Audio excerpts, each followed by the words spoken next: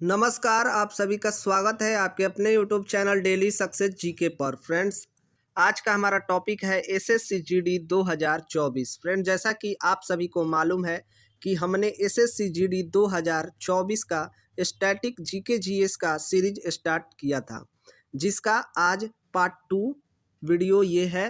अगर आप यह वीडियो पूरा देख लेते हैं तो एसएससी जीडी 2024 के एग्ज़ाम में इससे बाहर आपको एक भी क्वेश्चन देखने को नहीं मिलेगा।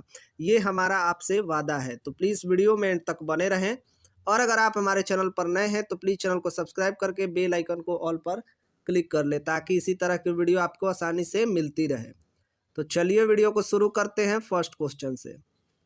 फर्स्ट क्वेश्चन है कि विश्व का सबसे अधिक जनसंख्या घनत्व वाला महाद्वीप कौन सा है? सही जवाब होगा एशिया महाद्वीप। एशिया महाद्वीप जो है विश्व का सबसे अधिक जनसंख्या घनत्व वाला महाद्वीप है। अगला सवाल है कि सिंधु घाटी सभ्यता में घर किससे बने थे? सही जवाब होगा कि सिंधु घाटी सभ्यता में घर जो है ईंटों से बने थे। अगला सवाल है कि ज्वार भाटा की स्थिति में सबसे अधिक प्रभाव किसका होता है? सही जवाब होगा चंद्रमा का होता है। अगला सवाल है कि दूरी मापने की सबसे बड़ी इकाई क्या है? तो दूरी मापने की सबसे बड़ी इकाई पारसेक है। अगला सवाल है कि प्रकाश एक प्रकार की विद्युत चुंबकीय तरंग है, यह किसने कहा था? सही जवाब होगा मैक्सवेल ने कहा था। मैक्सवेल ने कहा था कि प्रकाश एक प्रकार की विद्युत चुंबकीय तरंग है। अगला सवाल है कि मनुष्य की आंख के किस भाग पर वस्तु का प्रतिबिंब बनता है? सही जवाब होगा रेटिना पर बनता है। मनुष्य की आंख के रेटिना पर वस्तु का प्रतिबिंब बनता है। अगला सवाल है कि किस अनुच्छेद में संसद के संयुक्त अधिवेशन का प्रावधान है? सही जवाब होगा अनुच्छेद 108 में संसद के संयुक्त अधिवेशन का प्रावधान है। अगला सवाल है कि संविधान के किस अनुच्छेद के अंतर्गत राष्ट्रपति अध्यादेश जारी करता है? तो सही जवाब होगा अनुच्छेद 123 के अंतर्गत राष्ट्रपति अध्यादेश जारी करता है। अगला सवाल है कि अस्तोमा सदगमय कहाँ से लिया गया है? सही जवाब होगा ऋग्वेद से लिया गया है। अगला सवाल है कि भारत के संविधान की प्रस्तावना में प्रथम संशोधन कब हुआ? तो सही जवाब होगा 1976 में भारत के संविधान की प्रस्तावना में प्रथम बार 1976 में संशोधन हुआ था। अगला सवाल है कि भारत के किस राष्ट्रपति का कार्यकाल सबसे कम रहा है? सही जवाब होगा डॉक्टर जाकिर हुसैन। डॉक्टर जाकिर हुसैन जो कि भारत के राष्ट्रपति थे, इनका कार्यकाल सबसे कम समय का रहा है। अगला सवाल है कि भारत छोड़ो आंदोलन का प्रस्ताव आलेख किसने बनाया था? सही जवाब होगा महात्मा गांधी। महात्मा गांधी ने भारत छोड़ो आंदोलन का प्रस्ताव आलेख बनाया था। अगला सवाल है कि इंडियन एसोसिएशन की स्थापना किसने की थी? सही जवाब होगा सुरेंद्र नाथ बनर्जी ने इंडियन एसोसिएशन की स्थापना की थी। अगला सवाल है कि भारत ने ओलंपिक में प्रथम बार कब भाग लिया था? सही जवाब होगा 1900 ईस्वी में भारत ने प्रथम बार ओलंपिक में भाग लिया था। अगला सवाल है कि मल्लखंभ किस राज्य का खेल है? सही जवाब होगा मध्य प्रदेश। मध्य प्रदेश राज्य का खेल है मल्लखंभ। अगला सवाल है कि क्षेत्रफल की दृष्टि से भारत का सबसे छोटा राज्य कौन सा है? सही जवाब होगा गोवा। क्षेत्रफल की दृष्टि से भारत का सबसे छोटा राज्य गोवा है। अगला सवाल है कि भारत का कौन सा राज्य बांग्लादेश से 3 ओर से घिरा है?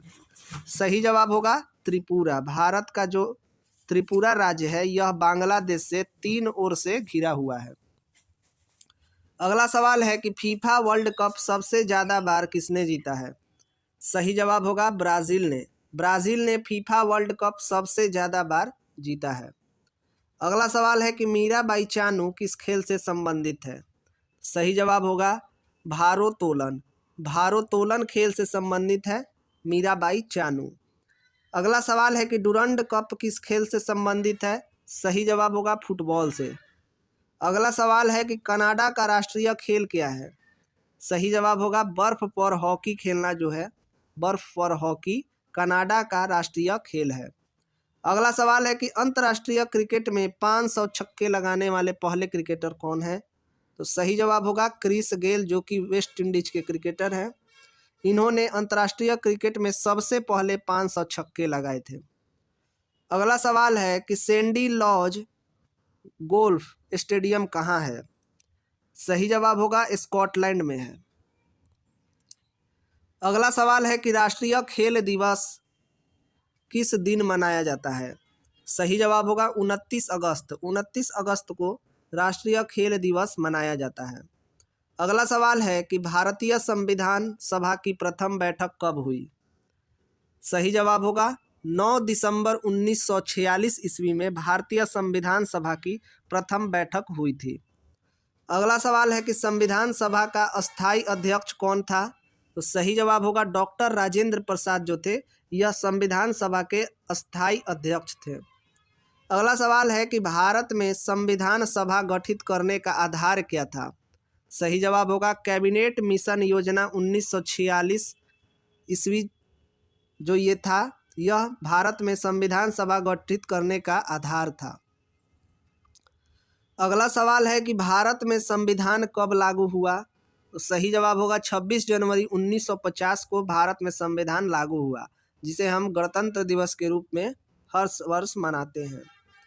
अगला सवाल है कि संविधान सभा में किस देशी रियासतों के प्रतिनिधि ने भाग नहीं लिया? तो सही जवाब होगा हैदराबाद। संविधान सभा में हैदराबाद देशी रियासत के प्रतिनिधियों ने भाग नहीं लिया था। अगला सवाल है कि भारतीय संविधान के किस भाग को संविधान की आत्मा की संज्ञा दी गई है? सही जवाब होगा प्रस्तावना को। भारतीय संविधान के प्रस्तावना को संविधान की आत्मा की संज्ञा दी गई है। अगला सवाल है कि कौन से ग्रह जिनके उपग्रह नहीं है? सही जवाब होगा बुध व शुक्र। बुध व शुक्र ये दो ऐसे ग्रह हैं जिनके कोई उपग्रह नहीं है। अगला सवाल है कि यूरोप की कौन सी नदी कोयला नदी के नाम से जानी जाती है? सही जवाब होगा राइन नदी। यूरोप की जो राइन नदी है यह कोयला नदी के नाम से जानी जाती है। अगला सवाल है कि असवान बांध किस नदी पर स्थित है? सही जवाब होगा नील नदी पर। नील नदी पर स्थित है असवान बांध। अगला सवाल है कि किताब उल हिंद के लेखक कौन है? सही जवाब होगा अलबरूनी। अलबरूनी जो हैं यह किताब उल हिंद के लेखक हैं। अगला सवाल है कि 42वें संशोधन द्वारा प्रस्तावना में कौन से शब्द बढ़ाए गए हैं? तो सही जवाब होगा समाजवादी, धर्मनिरपेक्ष व अखंडता शब्द जो है 42वें संविधान संशोधन के द्वारा प्रस्तावना में बढ़ाए गए हैं। अगला सवाल है कि भारतीय संविधान संसदीय प्रणाली किस देश के संविधान से ली गई है? सही जवाब होगा इंग्लैंड देश के संविधान से ली गई है भारतीय संविधान संसदीय प्रणाली। अगला सवाल है कि विधि के समक्ष समता कहाँ से ली गई है? सही जवाब होगा इंग्लैंड से ली गई है। अगला सवाल है कि संविधान के किस भाग में संशोधन की प्रक्रिया है? सही जवाब होगा 20वें भाग में संविधान के संशोधन की प्रक्रिया है भारतीय संविधान में। अगला सवाल है कि संविधान के किस भाग में नागरिकता का वर्णन है? सही जवाब होगा संविधान के भाग 2 में नागरिकता का वर्णन किया गया है। अगला सवाल है कि किस अनुच्छेद में नागरिकता संबंधी प्रावधान हैं?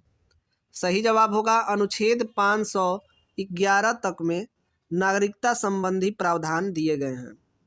अगला सवाल है कि संविधान के किस अनुच्छेद में राज्य के नीति निदेशक तत्वों का उल्लेख है? सही जवाब होगा अनुच्छेद 36 से लेकर 51 तक में राज्य के नीति निदेशक तत्वों का उल्लेख किया गया है। अगला सवाल है कि संविधान के किस अनुच्छेद में सर्वोच्च न्यायालय ने न्यायाधीश पर महाभियोग चलाया जा सकता है? सही जवाब होगा अनुच्छेद 124 के अंतर्गत सर्वोच्च न्यायालय के न्यायाधीश पर महाभियोग चलाया जा सकता है। अगला सवाल है कि अनुच्छेद 356 का संबंध किससे है? तो सही जवाब होगा राष्ट्रपति शासन से है। अगला सवाल है कि संविधान की द्वितीय अनुसूची का संबंध किससे है? सही जवाब होगा महत्वपूर्ण पदाधिकारियों के वेतन भत्तों से है। अगला सवाल है कि प्रस्तावना की भाषा किस देश से ली गई है? सही जवाब होगा कि प्रस्तावना की भाषा जो है ऑस्ट्रेलिया देश से ली गई है। अगला सवाल है कि भारतीय संविधान को कितने भागों में बांटा गया है? सही जवाब होगा कि भारतीय संविधान को 22 भागों में बांटा गया है। अगला सवाल है कि संविधान के किस अनुच्छेद में प्रेस की स्वतंत्रता दी गई है? सही जवाब होगा अनुच्छेद 19 में प्रेस की स्वतंत्रता दी गई है। अगला सवाल है कि वर्तमान में संविधान में कितनी अनुसूचियां हैं? सही जवाब होगा कि वर्तमान में संविधान में कुल 12 अनुसूचियां हैं। अगला सवाल है कि आग का आविष्कार किस युग में हुआ था? सही जवाब होगा पुरा पाषाण युग में आग का आविष्कार हुआ था। अगला सवाल है कि मोहनजोदड़ो कहाँ स्थित है? सही जवाब होगा मोहनजोदड़ो जो है सिंधु में स्थित है। अगला सवाल है कि हड़प्पा के निवासी किस खेल में रुचि रखते थे? सही जवाब होगा हड़प्पा के निवासी जो है शतरंज के खेल में रुचि रखते थे। अगला सवाल है कि मोहनजोदड़ो का शाब्दिक अर्थ क्या है? सही जवाब होगा मृतकों का टीला। मोहनजोदड़ो का शाब्दिक अर्थ होता है मृतकों का टीला। अगला सवाल है कि सबसे प्राचीन वेद कौन सा है? सही जवाब होगा ऋग्वेद। ऋग्वेद जो है सबसे प्राचीन वेद है। अगला सवाल है कि बिंबिसार का संबंध किस वंश से था? तो सही जवाब होगा हर्यक वंश से था। बिंबिसार का संबंध हर्यक वंश से था। अगला सवाल है कि नंद वंश का अंतिम सम्राट कौन था? सही जवाब होगा धनानंद। नंद वंश का अंतिम सम्राट धनानंद था। अगला सवाल है कि किस शासक ने राज्यारोहण के लिए अपने पिता की हत्या की तथा बाद में वह अपने पुत्र द्वारा मारा गया? सही जवाब होगा अजातशत्रु। अजातशत्रु जो है इसने राज्यारोहण के लिए यानी राज्य को प्राप्त करने के लिए अपने ही पिता की हत्या कर दी और बाद में वह अपने पुत्र द्वारा ही मारा गया। अगला सवाल है कि गौतम बुद्ध को कहाँ ज्ञान प्राप्त हुआ था? सही जवाब होगा गया बिहार में गौतम बुद्ध को ज्ञान की प्राप्ति हुई थी। अगला सवाल है कि गौतम बुद्ध ने अपने उपदेश किस भाषा में दिए हैं? सही जवाब होगा पाली भाषा में दिए हैं। अगला सवाल है कि किस शासक ने विक्रमशिला विश्वविद्यालय की स्थापना की? तो सही जवाब होगा धर्मपाल ने विक्रमशिला विश्वविद्यालय की स्थापना की। अगला सवाल है कि तक्षशिला किस शैली की कला के लिए प्रसिद्ध है? सही जवाब होगा गंधार कला के लिए प्रसिद्ध है तक्षशिला। अगला सवाल है कि गुप्त वंश की स्थापना किसने की? सही जवाब होगा चंद्रगुप्त द्वारा गुप्त वंश की स्थापना की गई। अगला सवाल है कि भूगोल का जनक किसे कहा जाता है? सही जवाब होगा इरेटोस्थनीज को भूगोल का जनक कहा जाता है। अगला सवाल है कि सूर्य के चारों ओर घूमने वाले पिंड को क्या कहते हैं? सही जवाब होगा कि सूर्य के चारों ओर घूमने वाले पिंड को ग्रह कहते हैं।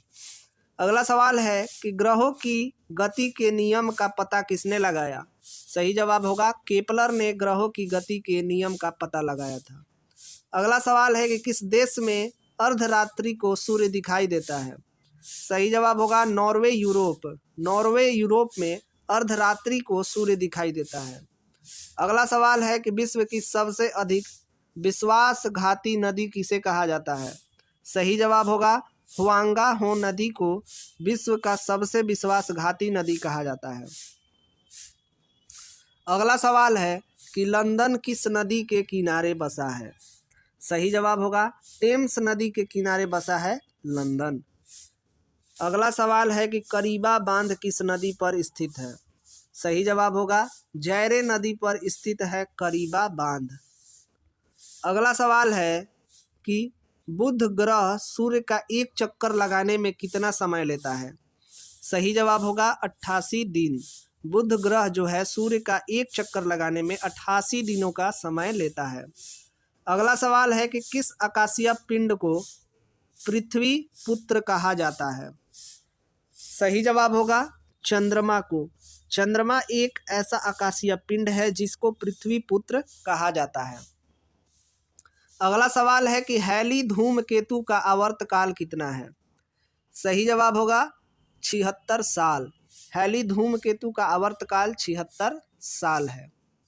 अगला सवाल है कि अफ्रीका महाद्वीप में सबसे अधिक जनसंख्या वाला देश कौन सा है? सही जवाब होगा नाइजीरिया। नाइजीरिया जो है यह अफ्रीका महाद्वीप में सबसे अधिक जनसंख्या वाला देश है। अगला सवाल है कि विश्व जनसंख्या दिवस कब मनाया जाता है? सही जवाब होगा 11 जुलाई। 11 जुलाई को विश्व जनसंख्या दिवस मनाया जाता है। अगला सवाल है कि किस चीन नगर का प्राचीन नाम पीकिंग है? सही जवाब होगा बीजिंग। बीजिंग का पुराना नाम जो प्राचीन नाम जो था पीकिंग है। अगला सवाल है कि sugar bowl of the world किस देश को कहा जाता है?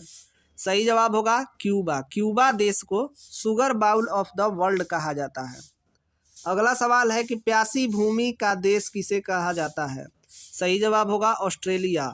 ऑस्ट्रेलिया को प्यासी भूमि का देश कहा जाता है। अगला सवाल है कि पाकिस्तान एवं अफगानिस्तान के बीच कौन सी सीमा रेखा है?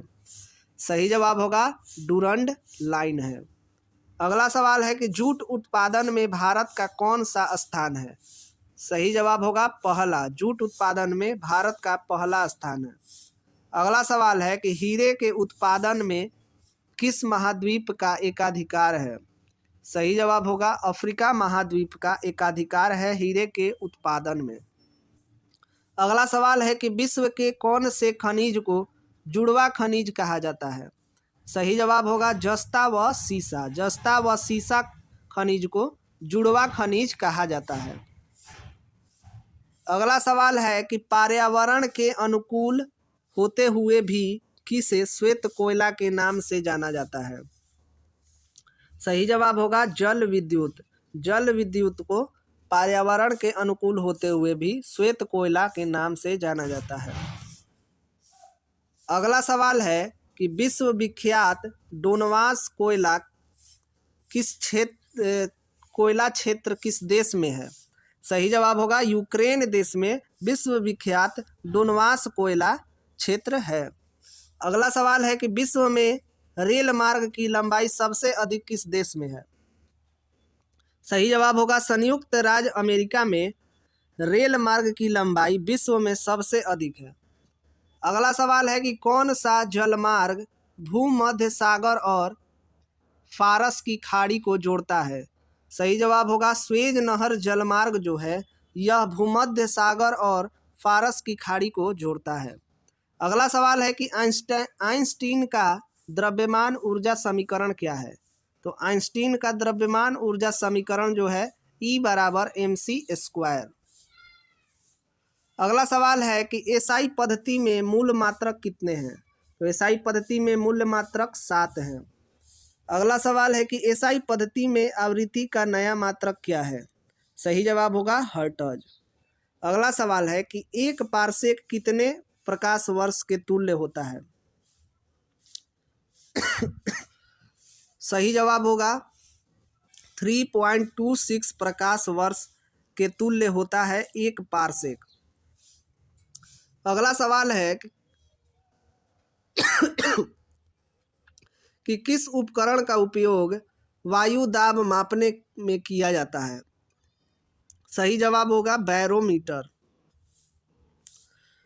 अगला सवाल है कि उड़ते हुए विमान की ऊंचाई मापने के लिए किस उपकरण का उपयोग किया जाता है?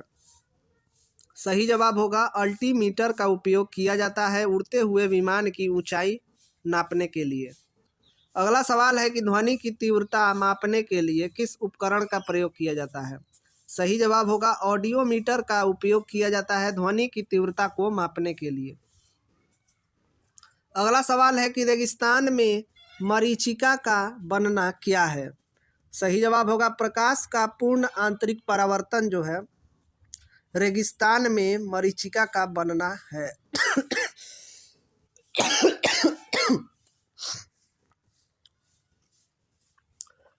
अगला सवाल है कि धूप के चश्मे की क्षमता कितनी होती है।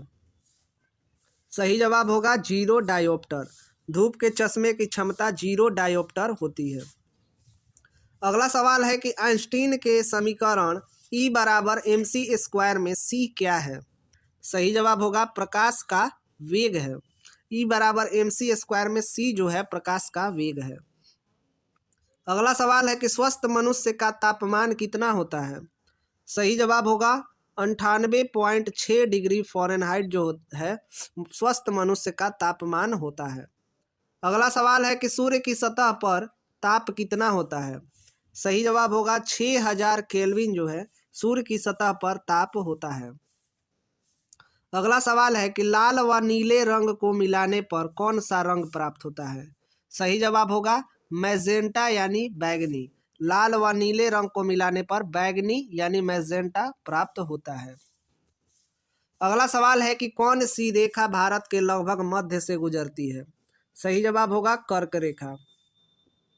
अगला सवाल है कि मन्नार की खाड़ी और पाक जल डमरू मध्य भारत को अलग करते हैं, श्रीलंका से अलग करते हैं।